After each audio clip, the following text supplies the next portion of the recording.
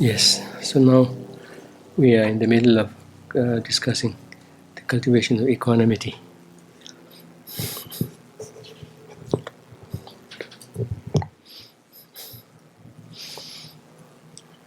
Yes, I must admit several of the materials that I have added on this year have been taken straight from the works we have done with Venerable La.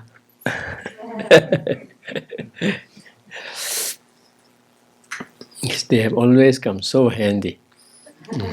After having worked on the manuscript, I get to keep the soft copy.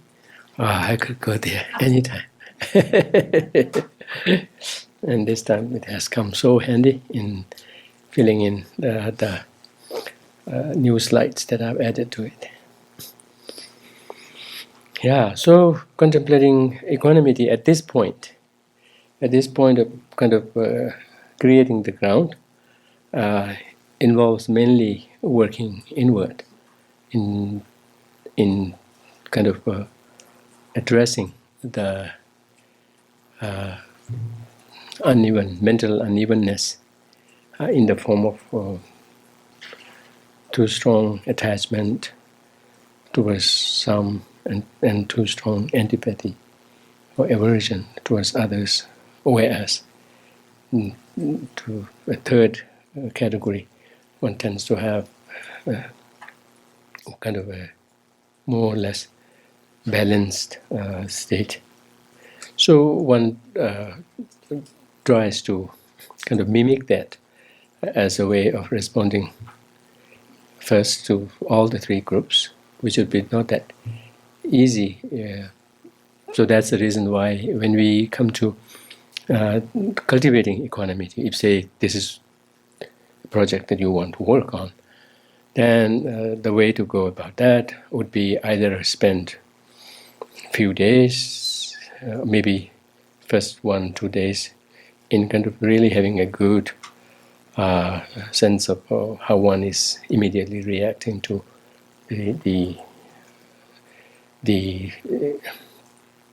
this third category of people, strangers, and then follow that up by kind of seeing if one could mimic that same way of responding by using these contemplations in responding to your near dear ones, and then eventually see one could mimic that same with regard to the third category, right? All the remaining category, that of the difficult people, or else one could have the same sequence in a session, and of course,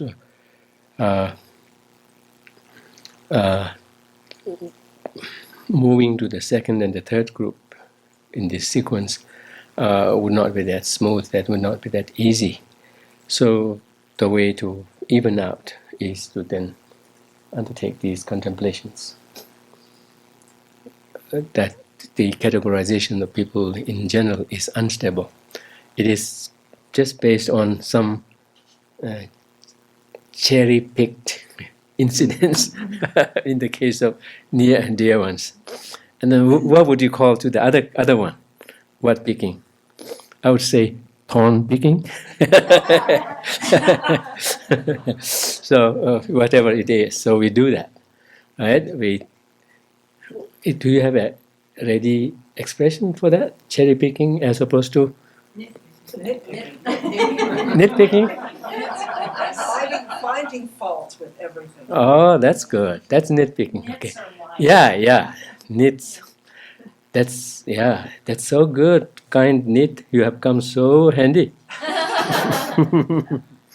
When you were talking about your sister, your face was completely transformed. We were talking about the butter and the churning the milk. Yes. And then if I was to start to talk to you about my sons, or my mum, my face would be transformed as well. Mm-hmm. Because we have these long relationships with people, and we go through ups and downs and everything under the sun, because we have a relation to them, and you can't unsister your sister, or unbrother. I mean, they are, and I can't not be the mother of my sons. Mm-hmm. So when I see the thing on equanimity, it always feels really hard for me because your face or my face is not going to be transformed talking about someone else in the room that we haven't shared all these, or we can't remember, right? Okay. We haven't shared all these moments with. Oh, yeah, yeah. So, yeah. So my attachment is really true and real and justified. Well, no, because Geshe-la's face transformed as well when he was talking.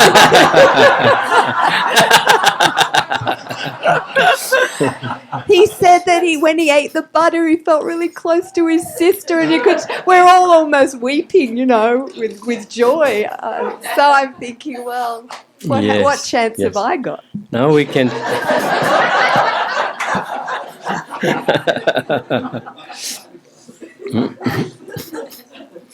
Yes. I totally admit this. Yeah. But these days, yeah, I have I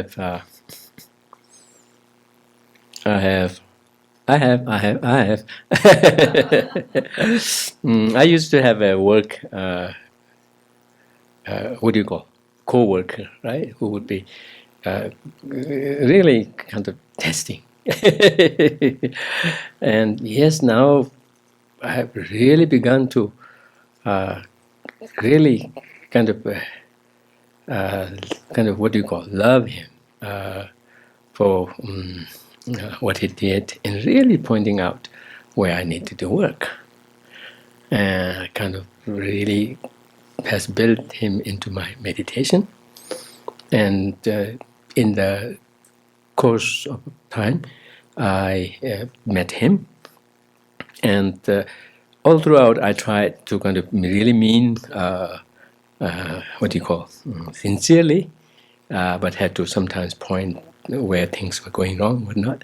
And he would take that too personally, whatnot. And then in return, he would kind of do awkward things, whatnot.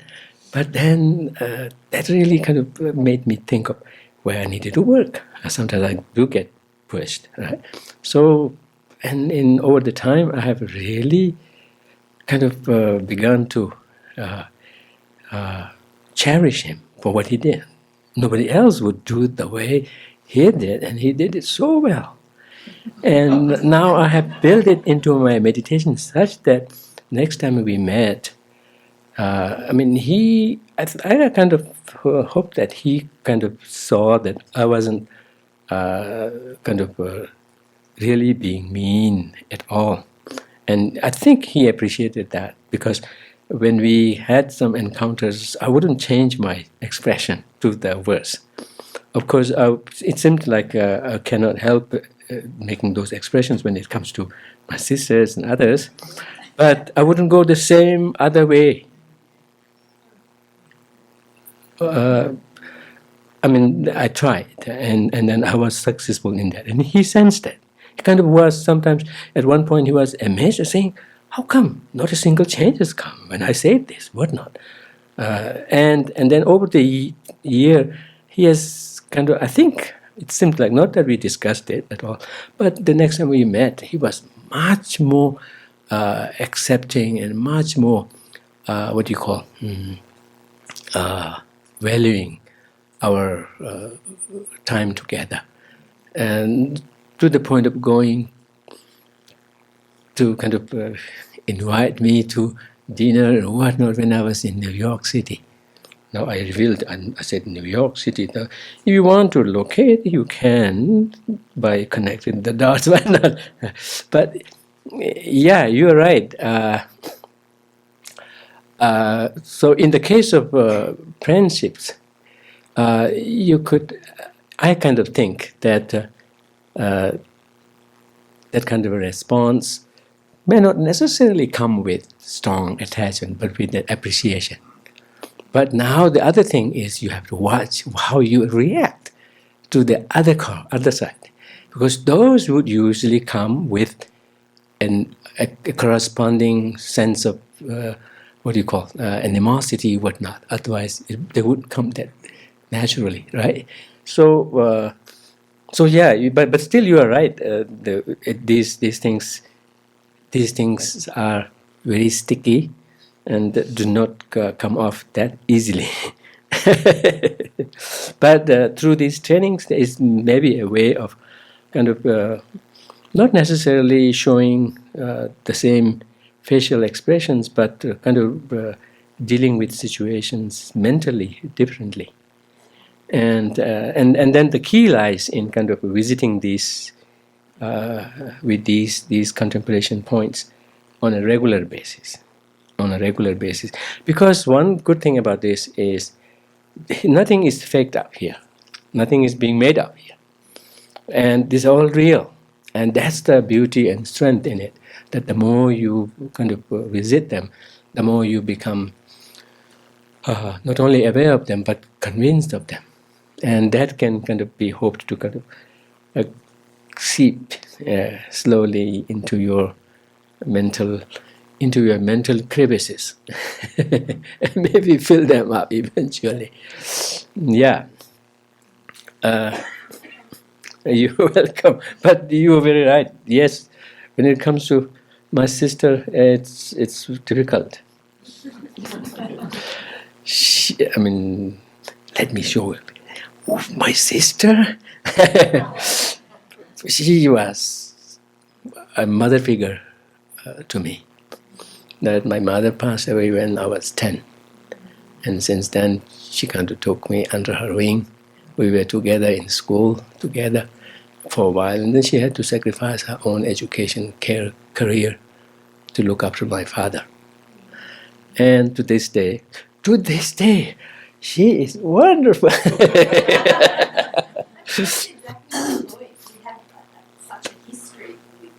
Yes. Yeah. So, yes. So, I definitely make it a point to work specifically with regard to my sister now. Yes, please. I had a similar question as her. Yes. When I think about friends or loved ones, like this joy comes, and it's hard for me to tell how to have that same degree of joy without the attachment. Without the attachment. Yeah. I'm concerned that if I get rid of all the attachment, there's not going to be any joy left. I see. It's just going to be flat, like a stranger. It's see. That's just apathetic. Yeah, so I'm really concerned about no attachment, no joy, no spark, no life. Right. I see. Yeah. Yeah. Now that you would have to figure it out. You have to, yeah. Yeah, I can say that will definitely happen, don't worry, whatnot. But you will have to figure it out, but trying it out. In a way, who knows, that same joy you could be able to feel with others, or even including them, not having to exclude them.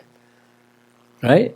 And yeah, on top of being all of this equal, same, whatnot, they kind of make a step ahead and kind of volunteer to do those cares and whatnot. Right? And right, so that could be. You do not have to deny what they do, what they mean to you, but kind of situate that within a bigger picture, and then on top of kind of appreciating the equality, the commonality with others, and see they make a extra. They take an extra step in kind of deliberately caring, kind, whatnot. That's valuable. That's something that should light you up, right? And so it can still. That spark can still be there without the stickiness. Yeah, definitely so. Yeah, when I deal with my sister as well as with my nieces, again, the nieces that I have are so cute, so good, so good. when I go to monastery, summer, in the monastery, in the same vicinity, I have a half brother whose daughter is my niece. We are so close. She's the one to whom I gave a computer that got completely gone. And she would come every day to do the service and to kind of bring Tibetan tea, Cham Tsampa Park. On top of the feast that we are being treated with, she would bring all of this. And in return, I would give English lesson to her based on a book that I did called Learn English Through Tibetan. And I would also give some money to her. But I would make sure, don't think I'm conveying and implying that money is everything. With money, you can get everything. Money can only go so far, but in terms of being who you want to be, there's much more needed.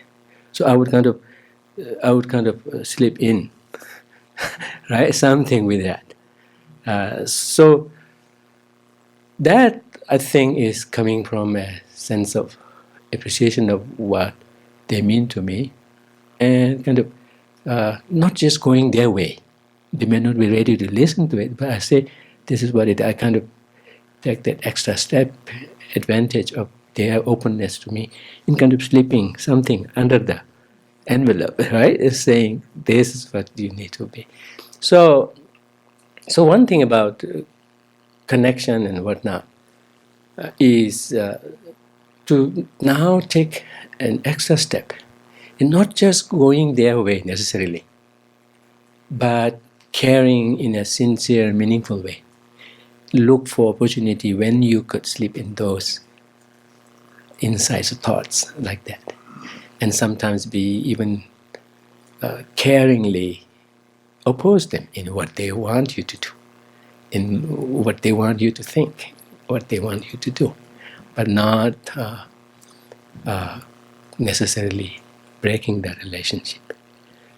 So that way, some part of the stickiness will go, yet at the same time one can keep. Because the stickiness becomes bigger and bigger when you kind of blindly follow each other's ways, whatnot. And that sometimes can come with a cost, and doesn't necessarily have to necessarily turn out to be good. Yeah, but yes, I think I really meant that you would have to test this and make it your own Dharma, your own realization, based on what the scriptures claim, which is that it is possible. Right? Yeah. Yes, please. I'm finding that the group that I really have to work on very consciously is the strangers. Mm-hmm. Because that's where my biases are most active. Mm-hmm. You know, with people that are close to me, I know everything. If people are enemies, but with the stranger, how they appear. If someone's attractive looking, I'll respond positively. Someone is wearing a military uniform. I know nothing else about them but that, mm-hmm. but that trivial detail. Mm-hmm.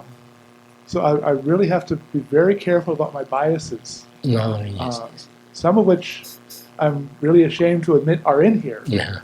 But they are. Mm-hmm. Mm-hmm. Yeah, I think this categorization is not necessarily so much into people necessarily. Say if we have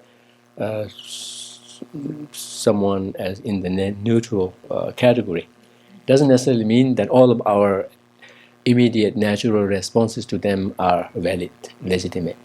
There too, one has to see what seems to pull you and what seems to avert you.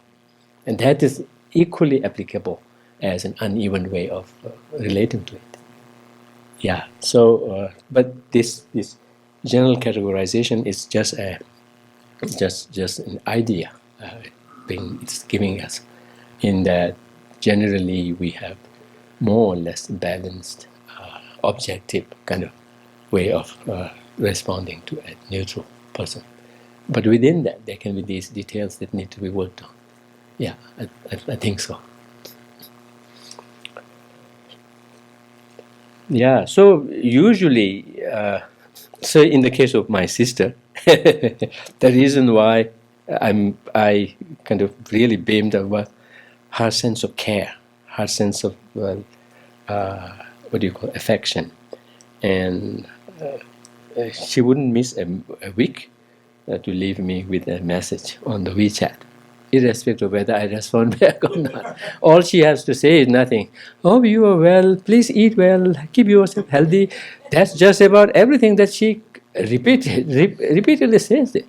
And I wouldn't be that regular in responding back. And every once in a while I say, I received your message. Yes, I'm doing fine, don't worry. That's just about it. It doesn't go that far. So that's the reason why sometimes in the course of our discussion, we said there's this need of taking Dharma serious in kind of really studying it, understanding it, delving deep into it to make it rich, not just be content with a simplistic. Of course, comparatively that could also be good, but not if capable of doing more. Don't just leave it at the very simple. What do you call? Surface good going. Geshe, Yes. I'm currently reading the book, the interview with His Holiness and Desmond Tutu on joy. Okay. They spent a week together Yes, in yes. Dharamsala. Douglas Adam interviewed them. Mm-hmm. And I mean, there's ridiculous photos of His Holiness puckering his lips up to Desmond Tutu and things, and, you know, they're really good friends. And I think I've just come to the realisation that we do wear so many hats in our lives and we have so many relationships with people, and we're just not going to be the same with all of them. It's just not going to happen, you know. Mm-hmm. And His Holiness is different with Desmond Tutu. He's a really close friend. He'd be different to Pema, his sister. Everyone, we're just different with everyone, I think. Yeah, I don't think that's the aim also. I mean, that's the aim. It is not the aim here to kind of be able to behave same. Behave same, of course, that will be dictated by the reality, right? Physically behaving the way we do, of course, coming from some mental,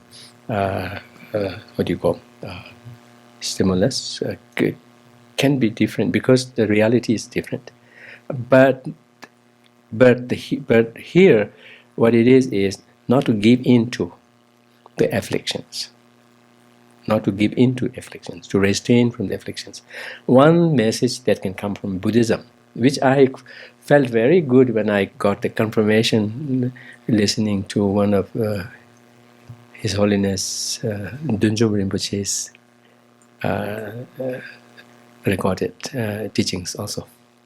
He says, no matter which way you approach Buddhism, what level you approach Buddhism, all it comes down to is Nyomong Pongwa, is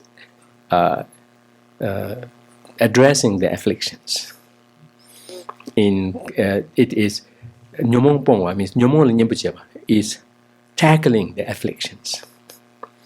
Not a single teaching would be there that would say it's okay to indulge in affliction, right?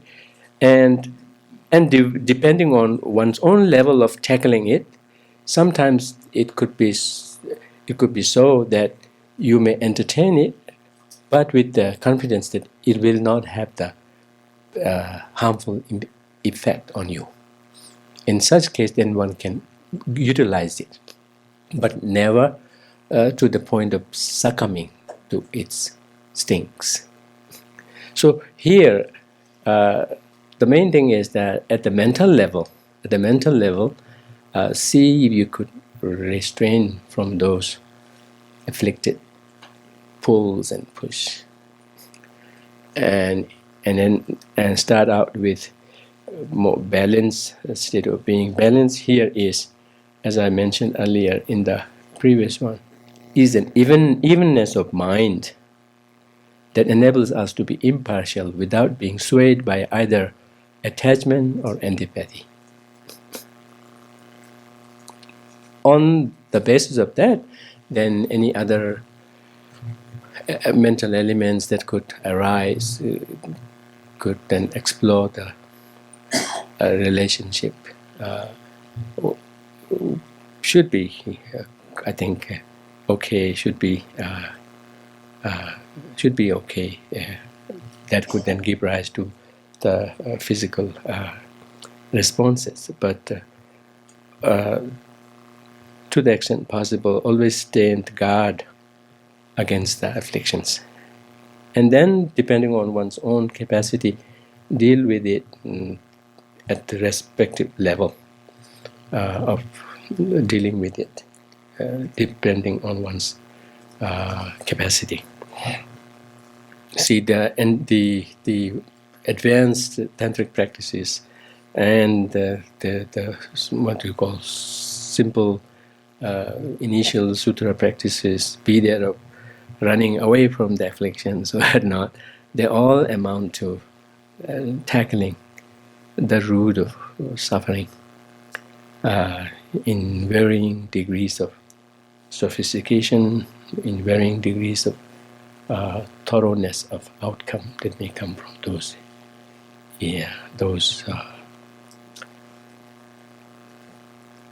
means. So basically, one has to see if one is giving into those mental biases, right? Mental biases, which in a sense is quite identifiable in that there will be an element of blindness there, be that in one's efforts, and kind of being closer to them, or be that in terms of distancing oneself from others.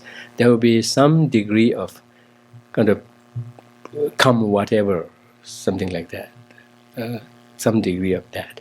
That is something to be kind of chipped off, right? Chipped off. And then, depending on the reality, I think some degree of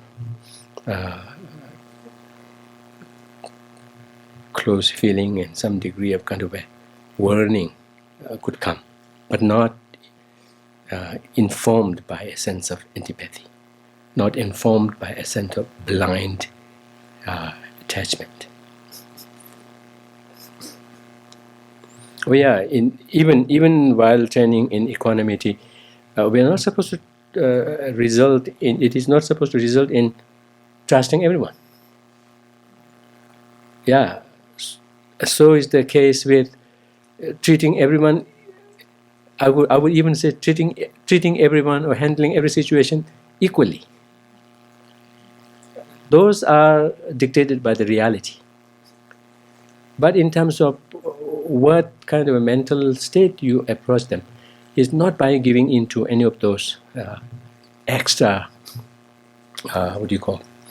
extra push or pull, right? Which are kind of embedded in some kind of a, almost like some kind of a,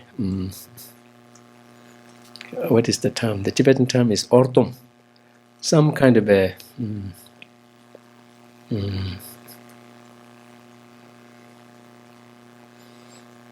some kind of a blindness. All I can come up with is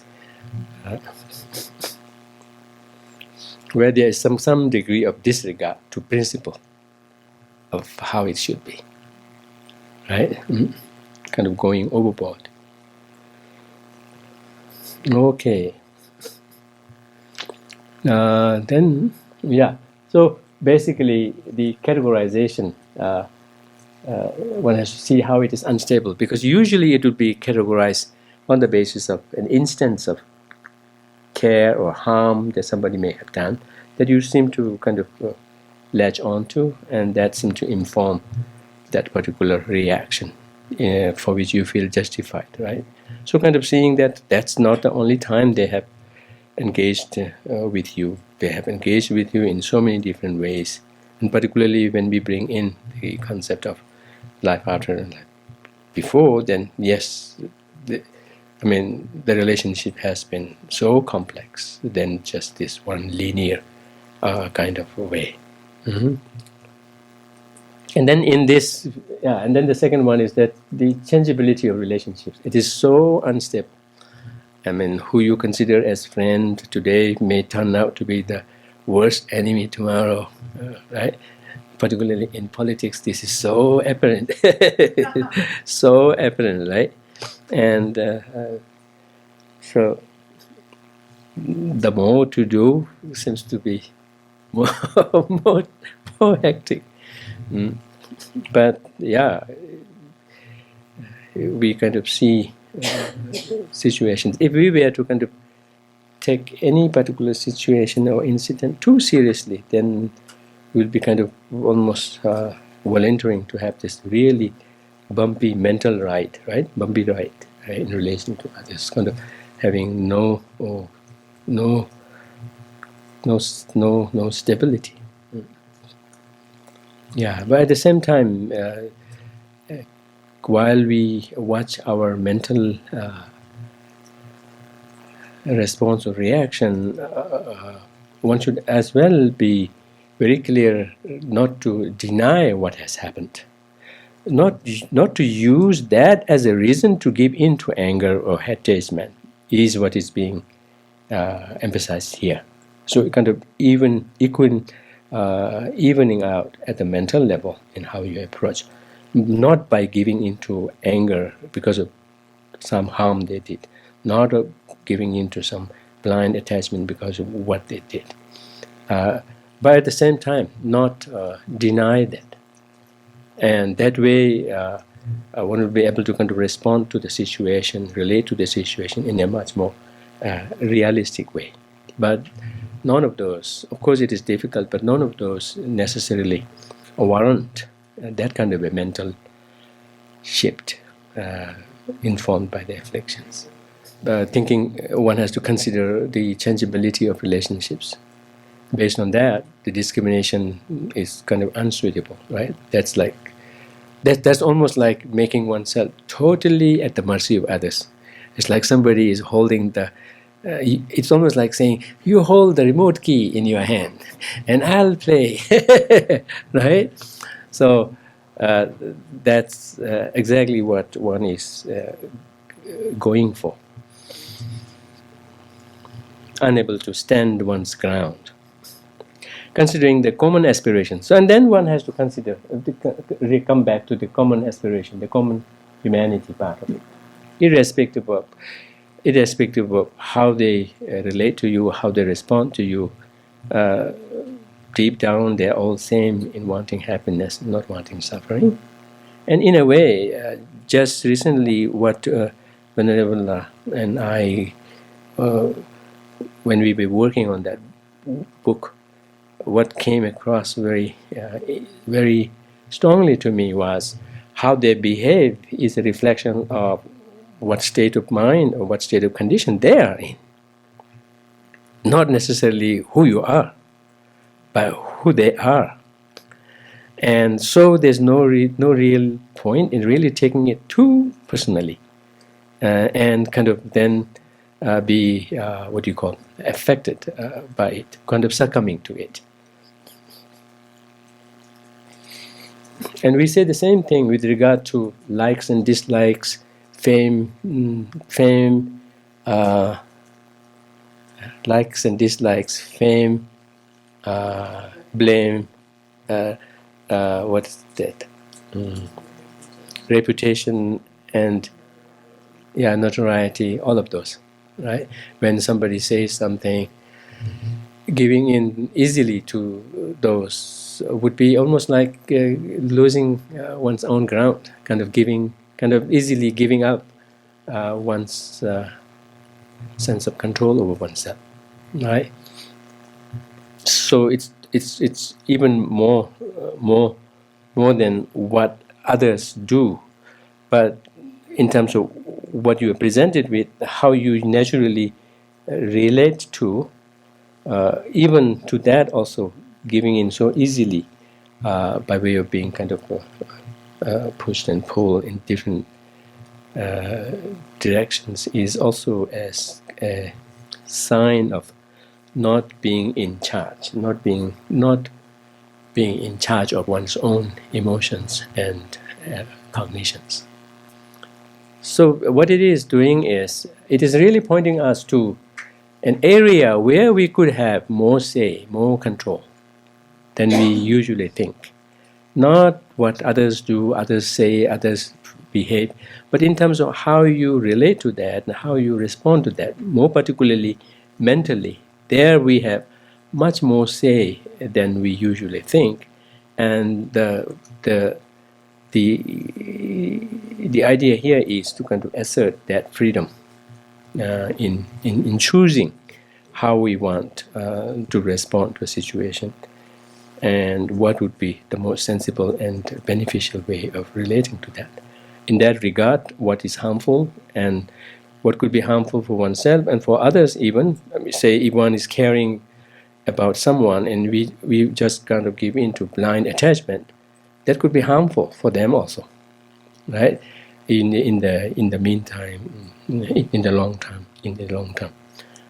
Likewise, it's the same case with blindly kind of giving into an inimical way of dealing with some by reason of what they had done or what you thought they had done.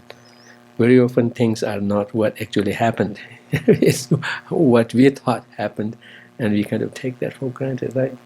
So anyway, by whatever reason, if we easily give into these negative forces, then that would be harmful in the short term and long term, and both to oneself and others. And particularly for such a project as building a Bodhichitta skyscraper, then definitely you don't want to give into this. You don't want to. Okay, and then what? Yeah, taking rebirth into consideration, then of course there is no one who has not been our near and dear ones. Of course, you would say equally there would be no one who might not have been mean to us. But it makes perfect sense, right? Even in our daily life, if somebody has been so kind, right, so kind, whatnot, then when we think of that kindness, their temporary actions of harm or harshness are kind of pale in comparison. And when in the light of that kindness, we kind of have more tolerance towards them. And in some way we would have what you call better way of situating it, reading it. So that's how, even given the fact that they may have equally or harmed us or whatnot, but considering the care that they have given at the cost of their life, if we are thinking people, then that's what should weigh over the small harms that some may do. And what? Yeah, and then particularly think of how it is harmful to give into these afflictions. And then, yes, think of how enemies, provided one is sensitive, they provide the opportunity to test our inner strength and the power of compassion in a way that even spiritual teachers cannot. It's almost like they give us, I always use this, they almost provide us with a well-furnished laboratory. From the teachers we may just get verbal verbal instructions on how to do it. They kind of come up, go to the length of really creating the laboratory, in really testing, right? And they were perfect. It almost seems like they would be perfect in really pushing the button, right? They know where your weakness is, right? Unlike ourselves, sometimes they seem to know better than we know ourselves, and they go to the extent of themselves suffering by giving into anger, jealousy, whatnot. They suffer, and they risk going really, what do you call, overboard, right? And when they give into that affects their own social life, their family life, whatnot. So they sacrifice a lot. Yeah. And they do it perfectly. So they provide us well-furnished laboratory, but themselves becoming the guinea pig, etc. So if you think along those lines, right, then yes, at the mental level, definitely slowly but gradually there can be a shift in how one relates to it. And these are something that we need to visit again and again and again and again, not necessarily in a sitting position, but kind of think through it as the day goes by, and then challenge oneself to kind of to bring that up when situations present. At one point, you may only remember to do that after everything has been messed up. That's good, but still, that's the progress. Now you remember that you had messed up, and then the next time when you kind of make effort, you may remember that or recognize that sooner, a little sooner. At some point, then you could even see it before it has already come, right? So that's familiarization. When you familiarize, then over time that can happen, and it's by doing so that one will become convinced that yes, I can make change happen. Yes. So now we are moving to the second method of generating bodhicitta, which doesn't predicate itself on the belief of life after and life before. So it is called equalizing and exchanging self and others. So exchanging the focal point of the wish for happiness and the wish to avoid suffering from ourselves to others. Kind of perspective taking, right? Perspective taking. Yes. So bodhicitta. In this technique, it begins with equalizing self and others more in the. Of course, it is drawing. Here again we can sense how it is starting out with working on our unskillful way of relating to others by giving into strong attachment or by giving into strong aversion. And the way to do that is by being more mindful of our similarity. The similarity that doesn't go away at all. Right? This similarity goes so deep into our nature that it's always there, irrespective of our current relationship with others. This kind of a similarity in terms of wanting happiness, not wanting suffering, it is always there. So equalizing self and others in the sense that no matter whatever the differences may be, on that very fundamental level, we are all same. And seeing that many of the differences are because of that sameness. So the differences themselves kind of sink into the difference, into the commonality. We begin to think different. We think this is better. This is what I like. This is better. Whatnot. Because we think that that's what is going to bring us closer to realizing our aspiration of happiness. Whatnot. So even the differences. So many of them kind of are rooted, grounded in our sameness, in this very fundamental nature. And then see from one's own example of how self-centeredness is is self-defeating. That it is not a smart move. We want to care about ourselves, but the way to do that is not by being selfish. That kind of constrains our space, makes us... That's almost like, I mean, physically speaking, it's like, I want to care about myself, protect myself, and then you kind of build a fence, right? And you limit your own space within that, and also keep others from coming in. So kind of, so the measures that come out of selfishness, self-obsession, self-preoccupation is kind of constraining and constricting.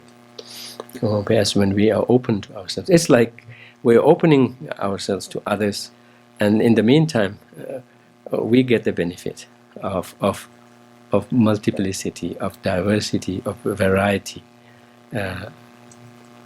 Right? So, and likewise, it's the same case with cherishing others. See the benefits of cherishing others, how that the immediate and the distant benefits of cherishing others. In this regard, it is important to kind of know that when we speak of cherishing others over oneself, it doesn't mean one has to completely neglect oneself, right? Let's try to do whatever we do, be that even taking care of ourselves, kind of directly or indirectly geared towards helping others. In a way, we go to great length in caring about our health. And the reality is, the more we care about our health, particularly in this present situation, we are really contributing to the health of others. But it's just a matter of thinking, right? Like the epidemics that happen, right? It's almost like when it happens in one part of the world, it's like everybody should be alarmed. It could come anyway, anytime. Because this is just, what do you call, mass transportation, communication, transportation, whatnot. But the way we do that is by being selfish and preoccupied, self-preoccupied, whatnot. And then that becomes a totally different, different practice. What could be much more rewarding and much more sensible, beneficial action kind of becomes very constrained. So the reality itself is such that the more we care about ourselves, like if I practice to restrain against anger, definitely less people get hurt. Right? So that's what I think is the reason why those who take the vow of restraining against afflictions are worthy of respect. It's valuable that they're saying, I'm not going to harm others, right? That includes all the rest of us, right? Although it's a question of how good a job we do, but definitely that makes the case. I had to think about this when I was in Depung school as a principal, and there were many lay teachers around us, and it was very difficult to say, respect the monks and nuns. Why? Just because they are monks and nuns? And by extension to others also who take this extra step in kind of taking a vow to restrain against the afflictions, against harming others. That's the big deal. And one is equally a beneficiary of that commitment, and to value that, and so that one could also imbibe those same qualities within us. So so many of the things we do, we still get to do them, but if only we could bring a slight shift in how we pursue it, how we value it, how we direct it, that can make a big difference. And that small step can eventually kind of grow into being able to accommodate more. Right? And in a way, in the course of doing that, we ourselves kind of open up. And so there are so many different ways of thinking of the benefits of cherishing others and benefits of the disadvantages of self-centeredness. But at the same time, this is not so much tied to what you do, but how you do. Dharma is about how, not what. How you do is what matters, not what you do. So we sometimes associate what somebody does as Dharma and not Dharma, but that is not a clear, smart recognition or identification of the Dharma. Likewise, it's the same case with who is Buddha, who is not. It's not dependent on how they look. Sometimes we have this sense of, this teacher of mine is never Buddha. Right? We kind of very sure this can never be Buddha. Why? If we were to ask ourselves, because he looks this way, he walks that way, he speaks that way. That's not the mark of Buddha, right? So it's the same case with how we, same case with what we do. What we do can be very different from how we do, right? How somebody is doing and what they do could be different. Could be one, could be different also. So the Dharma effort should be in making that making that space clear, and in availing of that space, availing of that space, in kind of filling that in. There can be, I think I touch on that. There can be compassionate works, but not actually compassionate, selfish, right?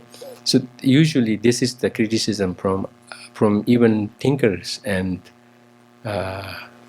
I think psychologists maybe, who would say compassion, all it comes down to is me. And plus they say compassion, lacks that finesse, lacks that sophistication in rising up to all the situations. And they say that based on data, based on how scientifically we collect data. And just recently there was a presentation by a big shot in the medical in the medical world in Emory. He's among in the task force for global global health, and he made a presentation where he kind of brought up these criticisms from very well-known names based on their evidence of how they dish compassion, how they diss compassion, saying no, this is not gonna work, and it is not a real altruistic action. Yes, please. Geshe, this is back from the 19th century, but there's a phrase in social work from a Canadian social worker that kind of epitomizes the notion of wisdom and compassion. And the phrase is, don't let your bleeding heart run away with your bloody head. I see. Don't let your bleeding heart. You care, but you don't think it through. What will be the consequences of what looks like a compassionate action up front? So that it takes a lot of thought and skill to know what Yes. is actually the most compassionate thing to do and Yes, stuff. yes, So yes, yes. it's, they're proving it scientifically, but that used to be one of the axioms was, what's going on? Your bleeding heart or your head? I see. So can you repeat it again? Don't let your bleeding heart Mm-hmm. run away with your bloody head. I see. In other words, giving your bleeding heart the remote rather than your head and your skill. Oh, okay. Yes, yes, Is yes. that, maybe there's, Yeah, involves so that what do you call that outdo the wisdom. yes, Mm-hmm. that's, Yes. but Mm-hmm. and I don't know if that fits with their studies, but we have gone in with what has felt like great compassion and done some damage. Yes, yes, yes, yes. Yeah, yeah. So again, even in many settings, educational settings or whatever in society, people associate kindness with doing necessarily, right? Doing and like saying if you do that, irrespective, kind work, and usually people do that so that they feel good. I do this because I feel good. Okay, ultimately it comes down to I feel good. So where does this lead to, and how long will it last? So yeah. Anyway, so exchanging self and others in the course of such thought, if we begin to cherish others, right, give them the priority, and kind of cherish others over ourselves, not necessarily kind of making ourselves suffer necessarily, but when it comes to giving priority, if we kind of bring that shift, that's what this exchanging means. And this could be enhanced, this practice could be enhanced by actually, what do you call, the Tibetan term is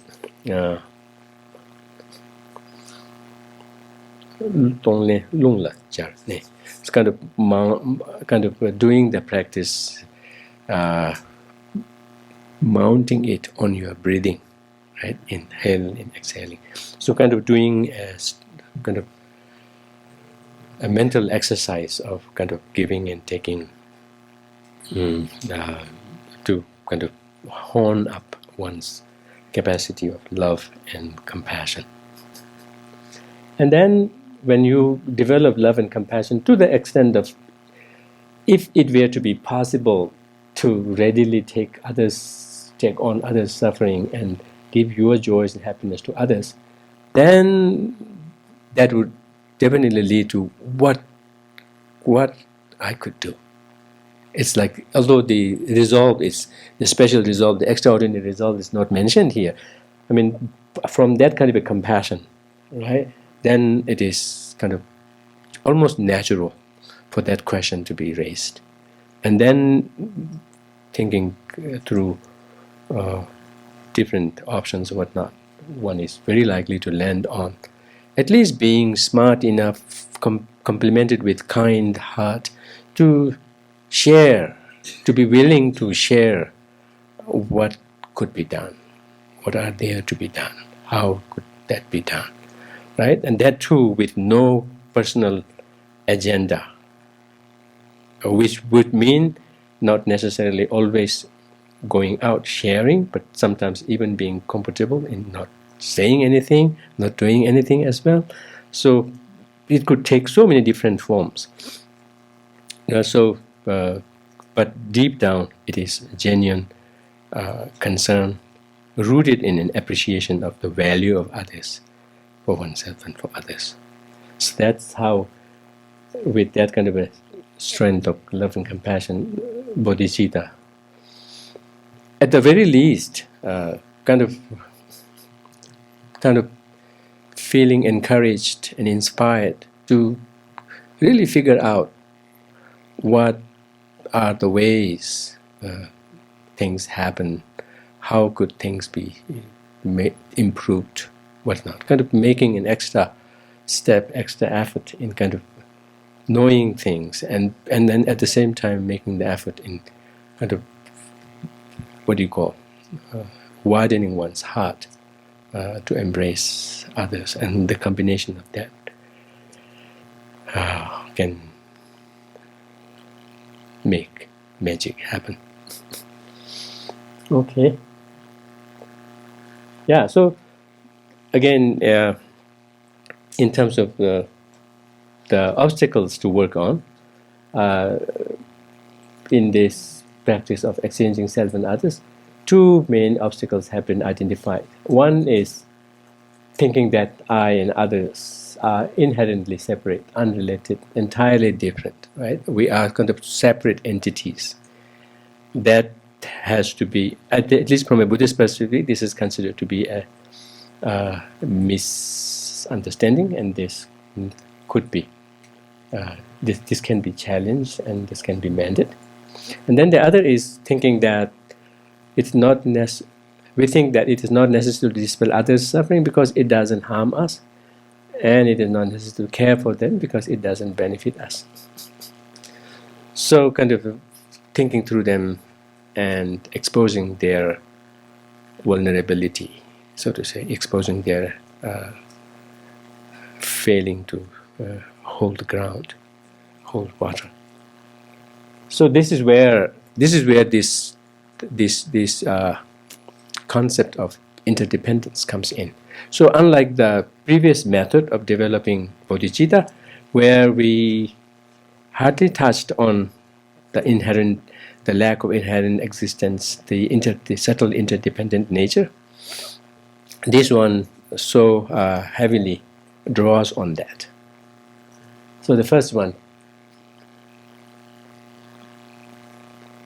kind of brings us to really questioning what is self, what is others, right? Where does the boundary lie? How objectively established it is? To what extent our projection plays a role in creating that? How much can we kind of depend on it, rely on it, like that? So that way, kind of breaking that barrier and kind of seeing through that. So through this reflection, one is supposed to come closer to an understanding of what we call the subtle interdependent nature. Subtle interdependent nature. Usually we speak of interdependent nature. I think Professor Bob Thurman wants to call this the theory of relativity. The Buddhist theory. Yes, please. With regard to that first item, in one of the previous slides, it said that enemies provide us the opportunity to test our inner strength, yes, and the power of our compassion in a way spiritual teachers can't. By looking at that group of people as enemies, isn't that kind of reifying them, saying that they're enemies? We're thinking of them as from their own side, that they're enemies, rather than thinking that they're only enemies because our karma has created us to experience them in that unpleasant way. Yeah, so to be able to see them, if we want to, as enemies, in a relative sense. Yeah, they can help us to develop our good qualities, but if we're actually thinking of them as enemies rather than we have created the causes. Okay. I'm just thinking that that's just reifying their inherent existence. Definitely. Yeah, it can contribute to that as well. And although here we say enemies, but what we are basically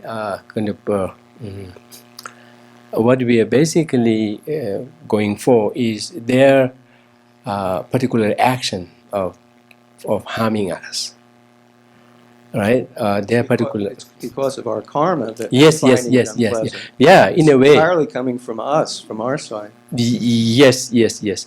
Although I don't think we can say entirely, but at the same time, we are a big player in that. They so from a karmic point of view, we can say that others are the conditions, and our own karmas are the causes for the experiences that we go through. But definitely, they are part of that. Part of that. But and that part that they are playing in the apparent sense is that of harming us. So harming us unmistakably because of the harmful intention that they have generated in them. Right? Because of that, we could say that they are harming us, and that I don't think they mean to harm us. Right? They definitely mean to harm us. Because of that, there is some reality, of course, interdependently, not inherently, but some reality to base that label on. But at the same time, if we take blindly that labeling as being objectively justified, whatnot, then that's going beyond the limit. Yeah. So in the Buddhist texts, when we speak about interdependent nature in a very subtle sense, amounting to kind of things being devoid of any inherent identity whatsoever, we make a big deal about not what do you call tendel mashikpa. We make a big deal about not destroying, not undoing the conventionality. So maintain the conventionality while at the same time be able to bring in the fact of there being no intrinsic anything. Yeah.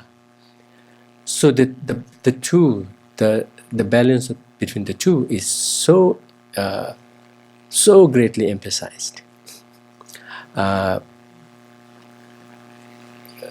and that has a lot to do with situating one's understanding of emptiness in the middle, between the two extremes of nihilism and that of reification. And the way to avoid nihilism is to be able to uphold the conventionality while at the same time not sliding into objectifying it. So there is conventional harm, but no inherently existent harmer. Yes, exactly. Yeah, there is a harmer also, there is a harm also, there is a harmful intention, but none of them is inherently so, like that. Yeah, yeah. But at the same time, you are very right. Language, the way we use them, should be used with caution, in terms of by appreciating their limits, by appreciating their limits, and even sometimes in some cases, the damage that they can bring with it, in kind of really setting a clear boundary between things like this is not this. And language has a big role. So in Tibetan Buddhist context, we value conceptuality, conceptual thought, as well as language, but with a warning. Yeah, but with a warning. Yeah, they have a tendency of bringing in dirt with them. Yes, obscuration. Yeah, they could obscure us from the reality of how things are. Yes. So so one has to kind of move cautiously while using the term. Oh, thank you for bringing this up.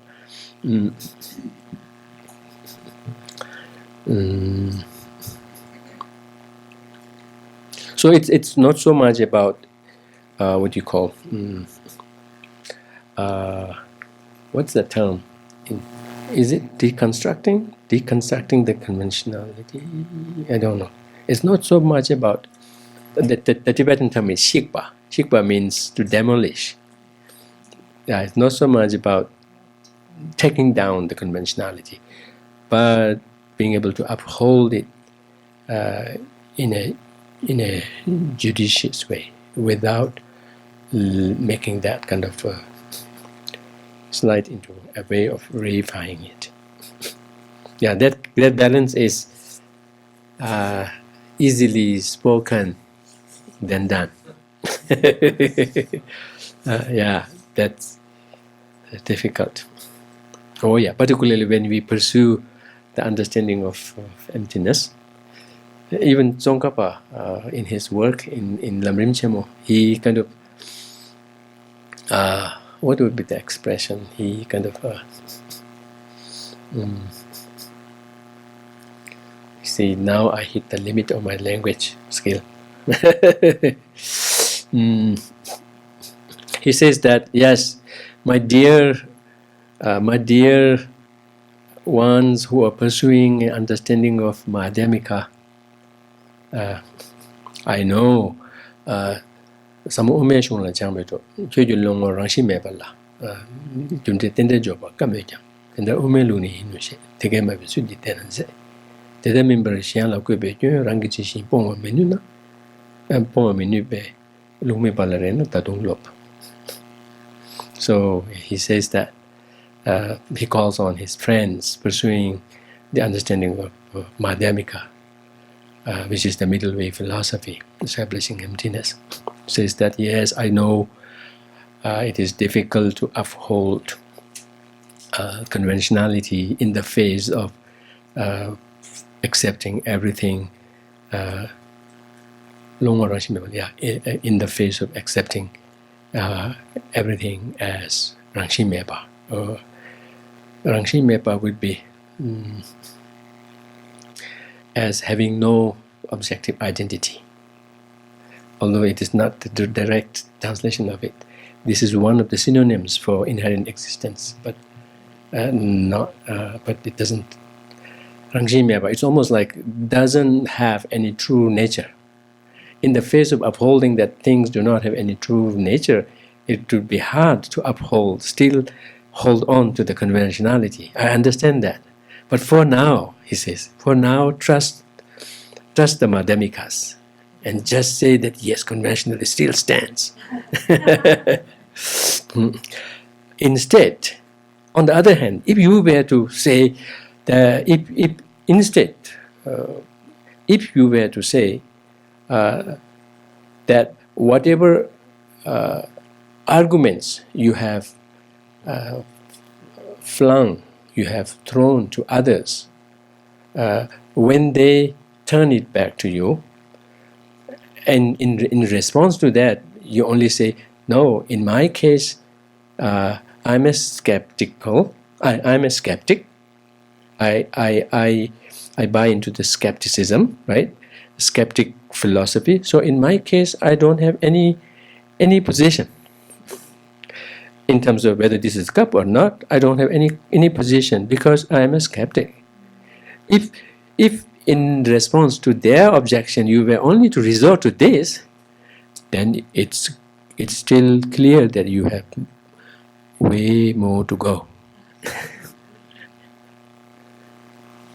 So while deconstructing it to the point of not seeing any intrinsic cupness, we should at the same time be able to see that this is cup, but not inherently so.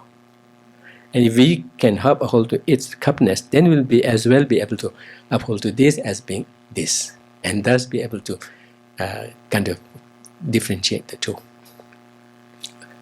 Right? So, yeah, that's what he, what do you call? Pardon? Yeah, he suggested. But that's what he slips into sharing, kind of sharing that by sensing where fellow Madhyamikas might, fall into, saying this is what you need to be cautious about. Yes, please. I'm wondering if you've read an article, I think it was by Guy Newland, and he traced the development in the Gelugpa tradition of how to uphold conventionalities, and how the wording for that and the idea for that evolved from the early days in the present. And what he saw is the more that the Gelugpas had worldly power, the more they asserted the value of accepting conventionality. I see. It was a really interesting article because he really went through all the different sages and how they talked about this balance. And he really did that? Yeah. Intrinsically so? I see. Yeah, of course. Yeah, but at the same time, I mean, even based on Nagarjuna's position also, I mean, it is supposed to be the middle way. It has to be free from those two extremes. Yeah, and then the extreme of avoiding nihilism is to upholding the conventionality. But in terms of how much effort went into it and how much it was exploited, that could be another point. But in terms of have the need of upholding conventionality, that's unquestionably there. Otherwise, it would be nihilistic. Yeah. So, yeah. Okay. Is he a professor? Yes. Oh, okay. Is he in the academic profession? Oh yeah, there. I know him personally. I was just kidding. Yeah, I know him personally. I had discussions with him. With Jay Garfield. Yeah, the three of us at one point was together. We discussed these things, whatnot. Yes, but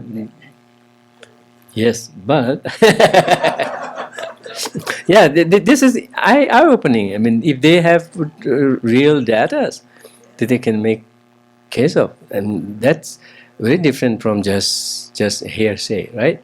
So yeah, definitely, and that's very possible. That's very possible. Kind of exploiting what one has into one's own good. Again, that's kind of succumbing to self-centeredness, right? You have this emptiness which could really hit hard at self-centeredness, but instead it went into solidifying it. Poor guy, what? So yeah, that can so very easily happen. Yeah. I mean, when I said poor guy, I didn't mean Guy Newland.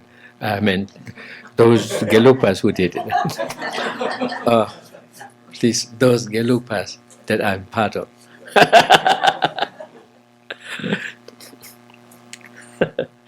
Okay. Yeah. Yes, could be. I think this should be fine. Yeah. I think that's fine. So combining the two methods.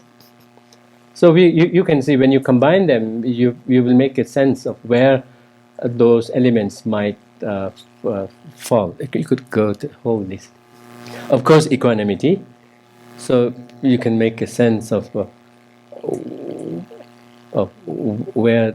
So in total, what we have earlier in the. So it doesn't make how many.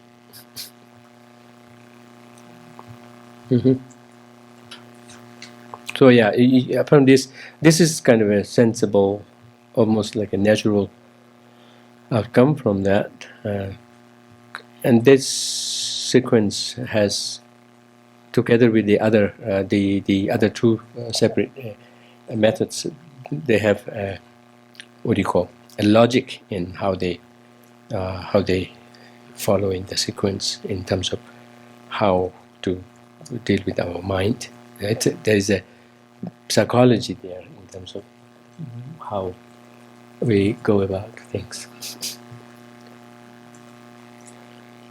So here, great resolve or the extraordinary resolve has been spelled out, and then seeing the advantages of cherishing others and disadvantages of self-centeredness. It also, so it's like bringing both of the methods together to kind of, so depending on where one's inclination is, what kind of a temperament one has, what kind of disposition one has, what kind of speaks strongly to oneself, one could either choose one method over the other, or could kind of equally draw from both. And in this case, one could even integrate the two into one this way. We don't see this integration in Lamrim, do we? Does it do that? Okay, I haven't. Okay. So the important thing is about this, in terms of how to practice, is yes, one could have a session where one could go through each and kind of explore them, being very open to oneself and kind of really questioning how could this be? This doesn't seem right, and then kind of wondering how. So that's how one kind of makes it one's own journey. Just as we are questioning everything in the group, likewise it should be done that within one's own session, and then bring those topics up, right? And that's how you then go back more clear about those topics, and then kind of face the obstacles, face the challenges, and then kind of tackle them on one's own. And then one way of doing that is kind of doing it together with a visualization of having the Buddha in front of oneself, and kind of either doing a specific practice of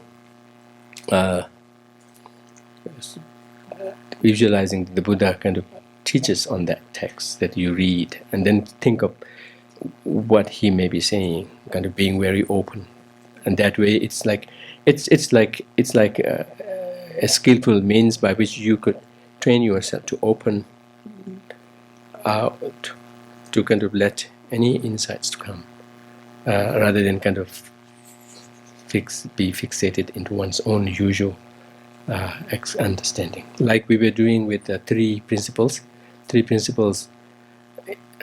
This occurred to me when we were reading the three principles. It said, "I will explain." Now, who is explaining? So there we are visualizing Tsongkhapa, right? And we are receiving the teaching from him. Then, right? And then you kind of let you drop all of your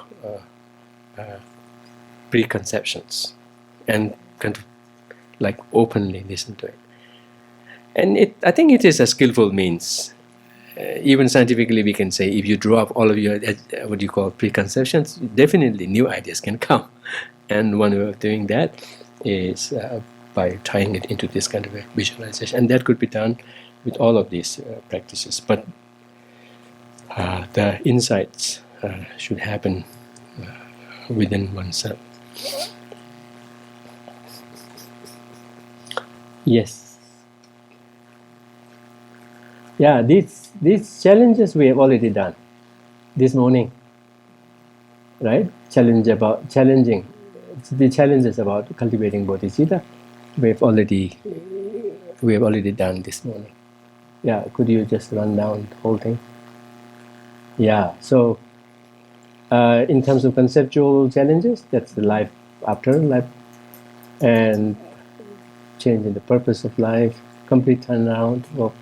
It's almost like how can we make such a change, such a shift, right, from who we usually are, etc. And then the second, in the practical challenges, the fraud is about where these psychologists, many psychologists and social activists kind of are critical about the entire enterprise of compassion. And they have data, and that's very rooted in practical, in actual reality, and how people associate compassion with doing, with feeling good for oneself, which is not at all compassion. It is something else. And then, self-centeredness. And then associating with doing something physically, practically. Of course, that's not something to be undermined, but that's not the whole story. And then the main important thing is the inner work. That has to be also grounded in reality. And that takes time. And that's, if one has taken time in cultivating that, then yes, anything coming out of that could have much longer life and much greater meaning. Otherwise, sometimes things could backfire. There could be a burnout. There could also be, they speak of compassion fatigue, right? By the way, compassion fatigue is understood in two different ways. Usually I thought it meant too much compassion, but they are saying when you are exposed to people suffering whatnot, then your compassion level goes down, right? Fatigue in the sense of compassion depleting. Yeah. Whereas in other understandings, they say you have to be watchful not to give too much compassion, otherwise you could burn out. So you burn out at the time when you would be giving too much. Yeah, but the usual, the one standard definition of that is fatigue in the sense of becoming desensitized to the sufferings of others when you are exposed so much to that. This is very possible, very real. So again, the need for remaining compassionately fresh would be to revisit those grounds of cultivating compassion, rather than expect for that to be just a natural thing to happen that you could kind of engulf in, delve in. Or rather, one has to make efforts, conscious effort.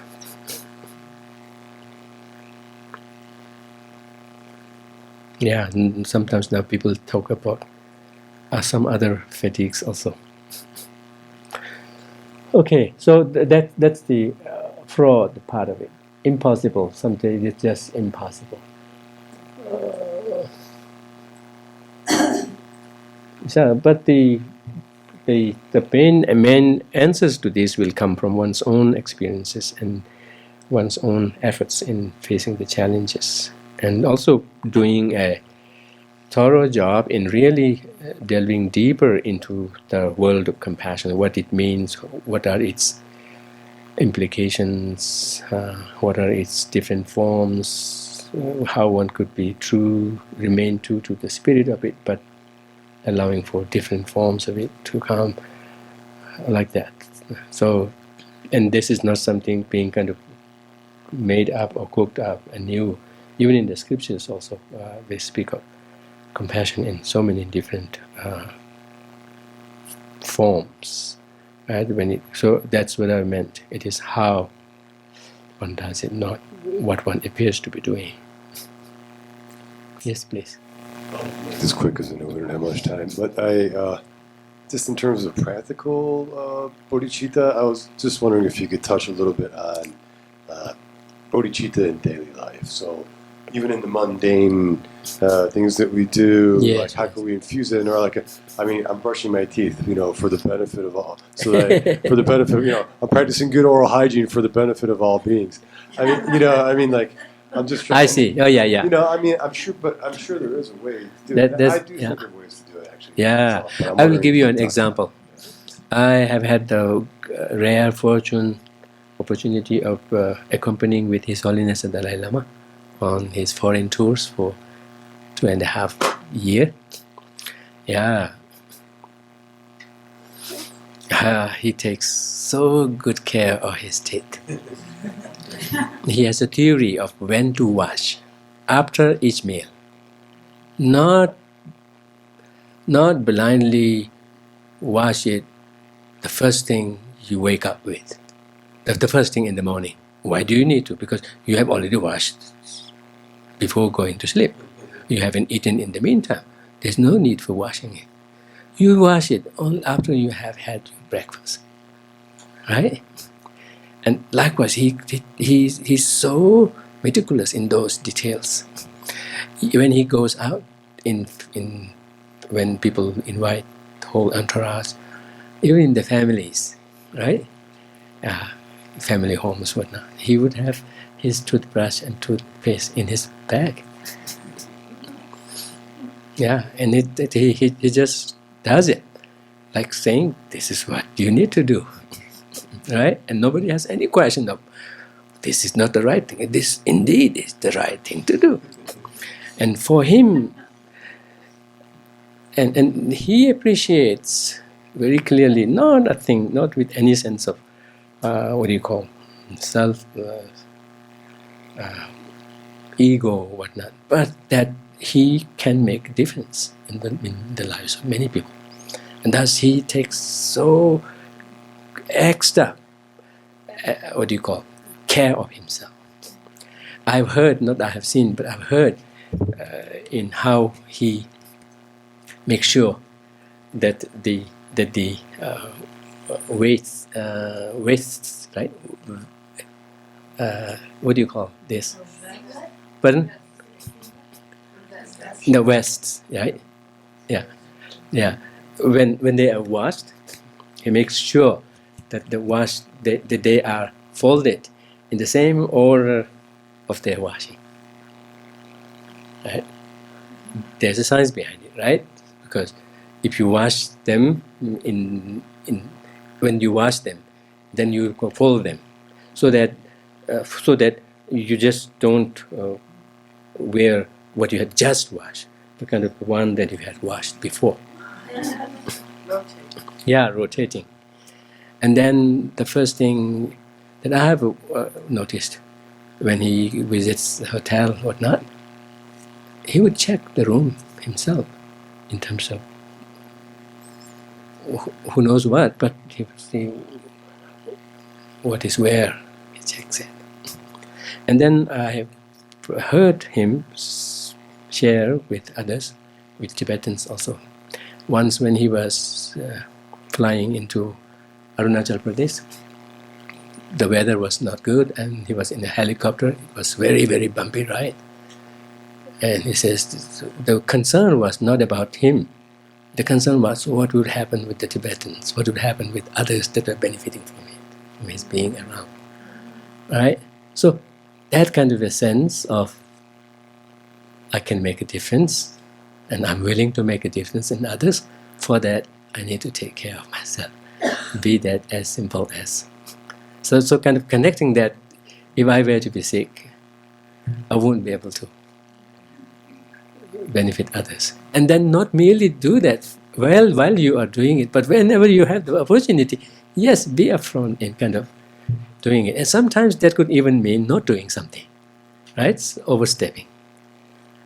So kind of having that sense of what would be in the best interest of others, and doing that. That's bodhicitta in the daily life, I think. Okay, so tomorrow when we come, we could just straight away go into fortitude. So we were saying with bodhicitta, and likewise with compassion also. Before we rush into doing something, in showing that we are compassionate, we have to take time in really kind of nurturing it within ourselves. And in the scriptures, this need is very clearly recognized by making this distinction between what we call wishing bodhicitta and venturing bodhicitta.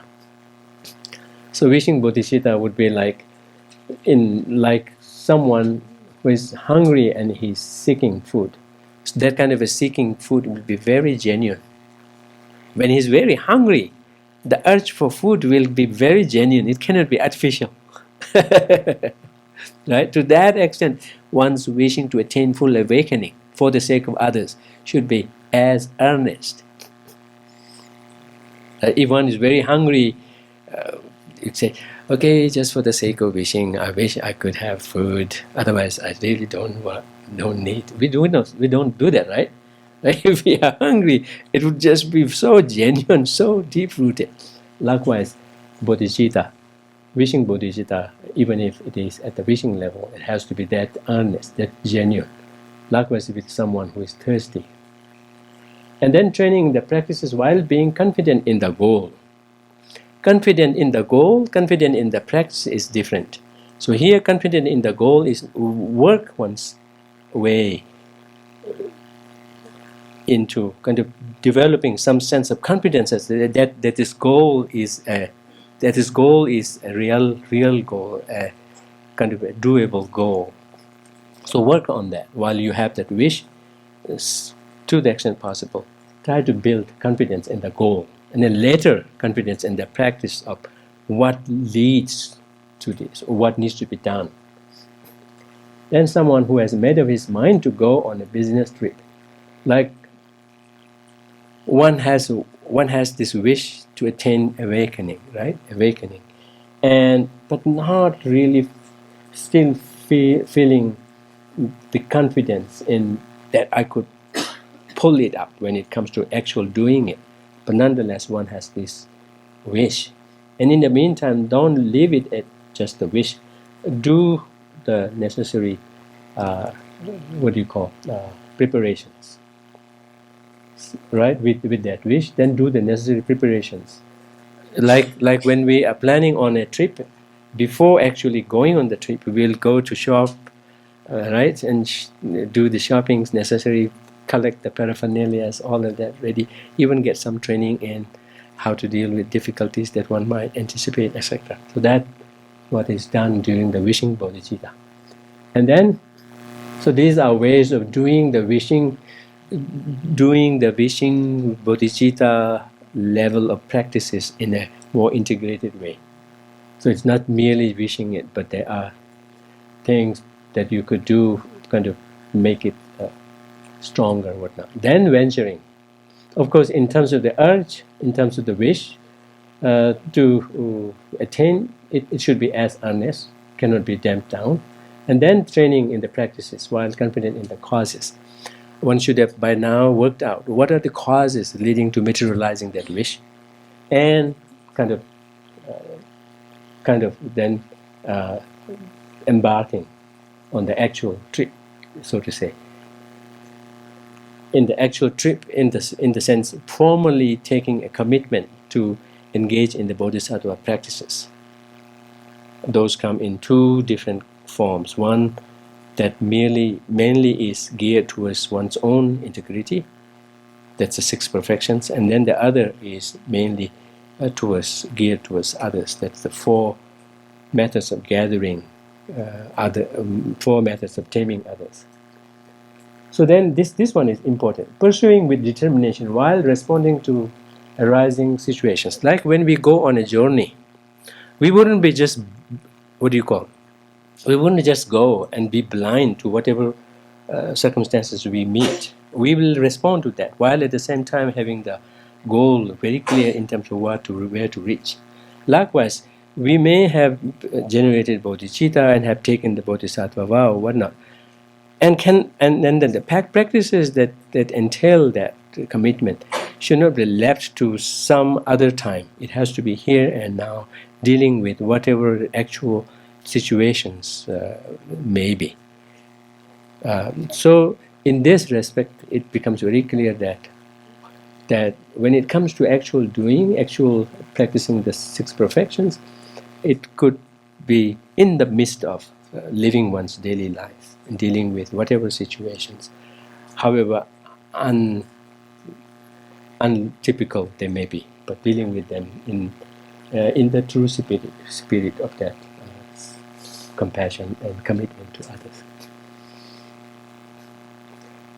So when it comes to doing something, the 6 perfections are mainly geared towards taming oneself, and then these four are ways of taming disciples. So now we have come to the actual practice of a venturing bodhisattva in the way of 6 perfections.